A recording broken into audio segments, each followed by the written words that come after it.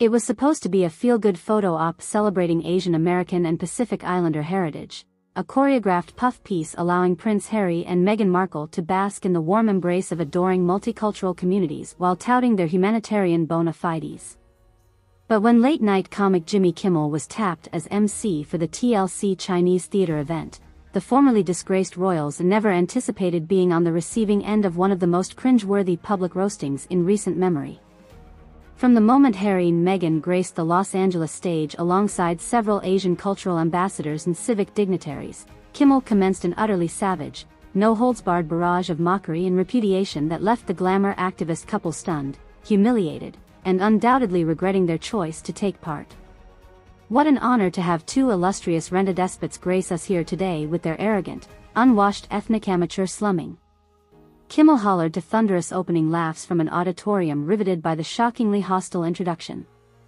Seriously, it takes bold cultural dexterity to effectively erase America's historic bigotry against Asian communities by just willfully stomping all over their pride celebrations while pimp-rolling oppression fetish cosplay for profit.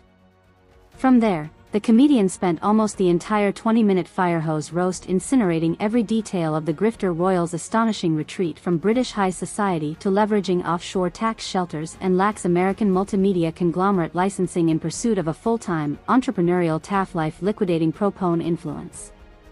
With the couple squirming helplessly on stage as Kimmel hurled one salvo after another, he mocked their trademark, tragic pathology signaling, grift by sarcastically quizzing them about their coterie of trauma coordinators, publicists, and lighting modulation experts charged with properly calibrating the medbay lighting rigs for each public appearance to achieve optimum dejected martyr auras.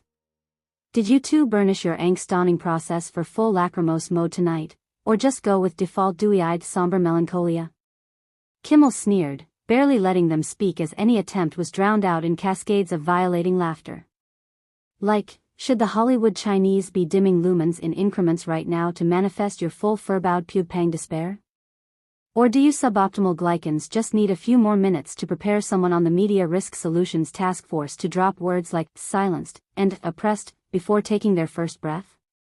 Mercilessly hammering point after point home, Kimmel eviscerated everything from the Buckinghamshire-born humanitarian grifters, wildly inflated self-importance, to their breathtakingly privileged journey dilettanteing around the global persecution cottage industry and lucrative diversity on-demand capitalism.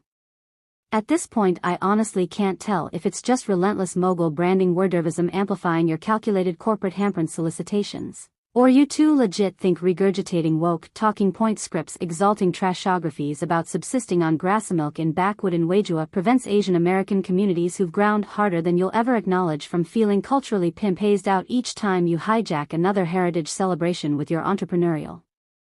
expressivism techniques. The searing takedown encompassed everything from dissecting the Princeton-educated Duchess's widely mocked children's book The Stifled Marechild for promoting performative slopping to industrial hugplomacy suppliers, to preemptively debunking Harry's rumored upcoming memes war about surviving a litany of microaggravations culminating in that one time a subaltern held eye contact while serving his sixth course at a state public relations tour. Oh, he was giving you that, just execute me for crimes against crown ineptitude already, stare because their Maidenhead compliance team had to spend overtime choreographing 40 elaborate reactance pose permutations for when your elastic therapist finally cleared you to shift positions after enduring hours of that particular banquet's subtle psychological yogurt operations, Kimmel quipped over a symphony of howling laughter. But perhaps no insult landed quite as devastatingly as when the sardonic host took square aim at the Duke and Duchess's multiple overcompensatory, truth-hawking campaigns alleging systemic racism, voicelessness, and gaslighting among British aristocracy across a seemingly endless cycle of branded confessionals that have dominated global media cover for years. To riotous applause, Kimmel broke down a supercut clip highlighting egregious discrepancies and tonal contradictions among the many oblique counternarrativizing attempts accompanied by piercing commentary. What's it going to take for you two oppression artistes to stop your compulsive traumavottering and commemoratively mansplaining the silencer supremacy that exists solely to perpetuate your existential belaboring as oppressors of truth? Kimmel howled after the montage. At this point it's genuinely embarrassing watching a couple of impoverished diplomats with infinite resource privileges make multiversible claims about personal apartheiding without once shattering emotional comfortability with declaratives in the presence of chartered Visigoths who offensively restricted your freedom of Grahams.